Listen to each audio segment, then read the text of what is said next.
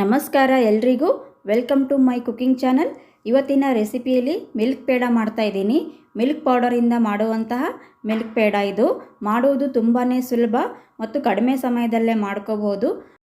Same ಬೇಕರಿಗಳಲ್ಲಿ ಸಿಗುವಂತಹ milk peda ಮನೆಯಲ್ಲೇ ಮಾಡ್ತಾ ಇದ್ದೀನಿ. ಮಾಡಲು ಬೇಕಾಗಿರುವ ಇಂಗ್ರೀಡಿಯೆಂಟ್ಸ್ ನೋಡೋಣ.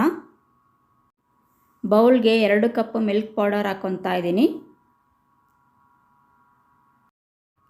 1 ಕಪ್ ಹಾಲು ತಗೊಂಡಿದ್ದೀನಿ.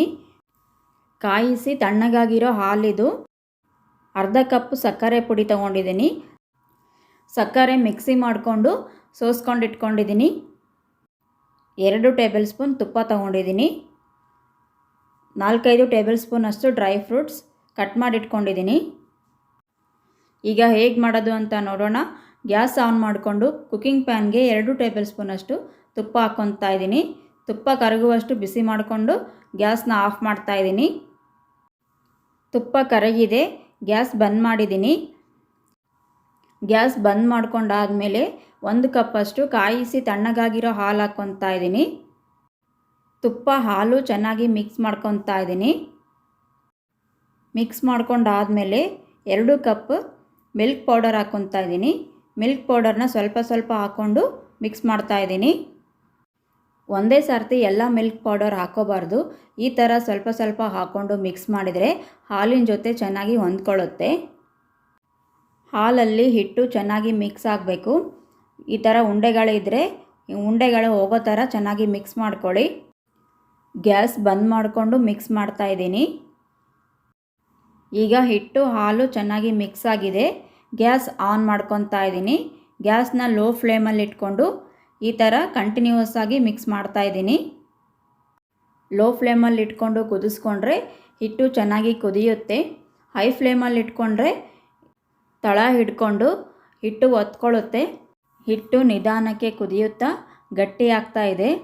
ಇದನ್ನು ಕಂಟಿನ್ಯೂಸ್ ಆಗಿ ಈ ಥರ ಮಿಕ್ಸ್ ಮಾಡ್ತಾನೆ ಇರಬೇಕು, ಬಿಟ್ಟರೆ ತಳ ಅಂಟ್ಕೊಳ್ಳುತ್ತೆ. ಈ ಥರ ಮಿಕ್ಸ್ ಮಾಡ್ತಾ ಇದ್ದರೆ ಚಿಕ್ಕ ಚಿಕ್ಕ ಉಂಡೆನೂ ಹಿಟ್ಟಲ್ಲಿ ಚೆನ್ನಾಗಿ ಮಿಕ್ಸ್ ಆಗಿಬಿಡುತ್ತೆ. ಕುದಿಸ್ಕೊಂಡಾದಮೇಲೆ ಹಿಟ್ಟು ಈ ಥರ ಗಟ್ಟಿಯಾಗುತ್ತೆ. ಇಷ್ಟು ಗಟ್ಟಿಯಾದಮೇಲೆ ಗ್ಯಾಸ್ ಮೀಡಿಯಮ್ ಫ್ಲೇಮ್ ಮಾಡ್ಕೊತಾ ಇದ್ದೀನಿ. ಮೀಡಿಯಮ್ ಫ್ಲೇಮಲ್ಲೇ 2 ನಿಮಿಷ ಈ ಥರ ಮಿಕ್ಸ್ ಮಾಡ್ತಾ ಇದ್ದೀನಿ. ಹಿಟ್ಟು ಕುದಿಯೋಕ್ಕೆ ಸ್ವಲ್ಪ ಟೈಮ್ ತಗೊಳುತ್ತೆ. 2 ನಿಮಿಷ ಮೀಡಿಯಮ್ ಫ್ಲೇಮಲ್ಲಿ ಕುದಿಸ್ಕೊಂಡಿದ್ದೀನಿ. ಈ ಥರ ಪೂರ್ತಿ ಗಟ್ಟಿಯಾಗಿದೆ. ಈಗ ಪೇಡ ಮಾಡೋದಕ್ಕೆ ಹಿಟ್ಟು ರೆಡಿಯಾಗಿದೆ. ಪೇಡ ಮಾಡೋದಕ್ಕೆ ಈ ಟೆಕ್ಸ್ಚರ್ ಬರೋವರೆಗೂ ಹಿಟ್ಟು ಕುದಿಸ್ಕೊಂಡ್ರೆ ಸಾಕು. ಈಗ ಪರ್ಫೆಕ್ಟ್ ಹಿಟ್ಟು ರೆಡಿಯಾಗಿದೆ.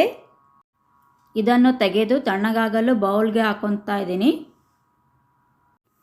ಮಿಲ್ಕ್ ಪೌಡರ್ ಪೂರ್ತಿ ತಣ್ಣಗಾದ ಅರ್ಧ ಕಪ್ಪಷ್ಟು ಸಕ್ಕರೆ ಪುಡಿ ಸೇರಿಸ್ಕೊತಾ ಇದ್ದೀನಿ. ಸ್ವಲ್ಪ ಸ್ವಲ್ಪ ಹಾಕ್ಕೊಂಡು ಚೆನ್ನಾಗಿ ಮಿಕ್ಸ್ ಮಾಡ್ತಾ ಇದ್ದೀನಿ.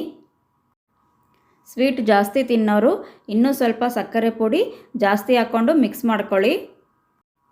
ಮಿಕ್ಸ್ ಆದಮೇಲೆ ಸ್ಪೂನಿಂದ ಸ್ವಲ್ಪ ಹಿಟ್ಟು ತಗೊಂಡು ಕೈಗೆ ತುಪ್ಪವನ್ನು ಹಚ್ಕೊಂಡು ಉಂಡೆ ಮಾಡ್ಕೊತಾ ಇದ್ದೀನಿ. ಈ ಥರ ತಿರುಗಿಸ್ಕೊಳ್ತಾ ಸಾಫ್ಟಾಗಿ ಉಂಡೆ ಮಾಡ್ಕೊಳ್ಳಿ. ಜಾಮೂನ್ ಮಾಡ್ತೀವಲ್ಲ ಸೇಮ್ ಅದೇ ಥರ ಉಂಡೆ ಮಾಡ್ಕೊತಾ ಇದ್ದೀನಿ. ಈ ಥರ ಉಂಡೆ ಮಾಡಿಕೊಂಡು ಸ್ಪೂನಿಂದ ಮಧ್ಯದಲ್ಲಿ ಪ್ರೆಸ್ ಮಾಡ್ತಾ ಇದ್ದೀನಿ. ಪ್ರೆಸ್ ಮಾಡ್ಕೊಂಡಾದಮೇಲೆ ಡ್ರೈ ಫ್ರೂಟ್ಸ್ ಅಂಟಿಸ್ಕೊಳ್ತಾ ಇದ್ದೀನಿ. ಡ್ರೈ ಫ್ರೂಟ್ಸ್ ಆಪ್ಷನಲ್, ನಿಮಗೆ ಬೇಕಿದ್ದರೆ ಅಂಟಿಸ್ಕೊಳ್ಳಿ, ಇಲ್ಲಾಂದರೆ ಬೇಡ. ಡ್ರೈ ಫ್ರೂಟ್ಸ್ ಹಚ್ಚೋದ್ರಿಂದ ನೋಡೋದಕ್ಕೂ ಚೆನ್ನಾಗಿರುತ್ತೆ ಮತ್ತು ಆರೋಗ್ಯಕ್ಕೂ ಕೂಡ ತುಂಬ ಒಳ್ಳೆಯದು. ಇದೇ ಥರ ಎಲ್ಲ ಹಿಟ್ಟನ್ನು ಪೇಡ ಮಾಡಿ ಇಟ್ಕೊತಾ ಇದ್ದೀನಿ. ಈ ಥರ ಸ್ಪೂನಲ್ಲಿ ಹಿಟ್ಟು ತಗೊಳ್ಳೋದ್ರಿಂದ ಎಲ್ಲ ಪೇಡನೂ ಒಂದೇ ಸೈಜಲ್ಲಿ ಬರುತ್ತೆ. ಈ ರೆಸಿಪಿ ನಿಮಗೆ ಇಷ್ಟ ಆದರೆ ಲೈಕ್ ಮಾಡಿ, ನಿಮ್ಮ ಅನಿಸಿಕೆಯನ್ನು ಕಮೆಂಟ್ ಬಾಕ್ಸಲ್ಲಿ ಕಮೆಂಟ್ ಮಾಡಿ ತಿಳಿಸಿ. ಈಗಲೇ ಸಬ್ಸ್ಕ್ರೈಬ್ ಮಾಡಿಕೊಂಡು ಪಕ್ಕದಲ್ಲಿರೋ ಬೆಲ್ ಐಕನ್ನ ಕ್ಲಿಕ್ ಮಾಡ್ಕೊಳ್ಳಿ. ಮಿಲ್ಕ್ ಪೌಡರ್ ಮನೆಯಲ್ಲಿದ್ದರೆ 10 ನಿಮಿಷದಲ್ಲೇ ಮಾಡ್ಕೋಬೋದು. ತಿನ್ನೋದಕ್ಕೂ ಅಷ್ಟೇ ರುಚಿಯಾಗಿರುತ್ತೆ. ಎಲ್ಲ ಪೇಡನೂ ರೆಡಿ ಮಾಡಿ ಇಟ್ಕೊಂಡಿದ್ದೀನಿ. ವಾವ್, ಸೂಪರ್ ದೂದ್ ಪೇಡ ರೆಡಿಯಾಗಿದೆ. ನೋಡ್ತಾ ಇದ್ದರೆ ಈಗಲೇ ತಿನ್ನಬೇಕು ಅನ್ನಿಸ್ತಾ ಇದೆ. ನೋಡೋದಕ್ಕೆ ಅಷ್ಟೇ ಬ್ಯೂಟಿಫುಲ್ ಆಗಿದೆ. ಮತ್ತೆ ಸಿಗ್ತೀನಿ ಮತ್ತೊಂದು ರೆಸಿಪಿಯೊಂದಿಗೆ. Thanks for watching my video.